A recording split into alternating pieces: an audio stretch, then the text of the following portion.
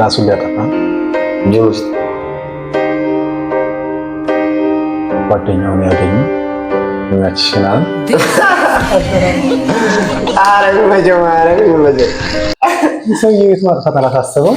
አይገርምም? እኔ የለሁበትም በኋላ ሰው አሻራው እንዳይገኝ እኮ ኧረ ሰው ከፍቷል። ከደሙ ነፃ ነኝ ሰው ከፍቷል። በእውነት ከደሙ ነፃ ነኝ አይነት አክል። ይሄ ማለት እኮ አንድ ሰው ወይ ሲደባደብ ወይ ሲጣላ ወይ አደጋ ደርሶበት ካሜራ የሚያነሱ አይነት ሰዎች እንደማለት ነው። አዎ እና ከሰውየው የት በላይ ማለት ሰውየውን እንዳይሞት ማዳን እኮ ይችላል።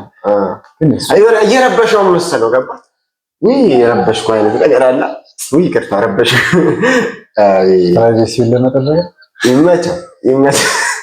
ግን በቁም ነገሩ እንደዚህ አይነት አጋጣሚ ስናገኝ ማለፍ የለበትም። በተቻለ አቅም ሰው ልጅ ለማዳን ለመትረፍ ራሳችንን ከወንጀል ነፃ ለማድረግ መሞከር የለብንም። ይመቻል።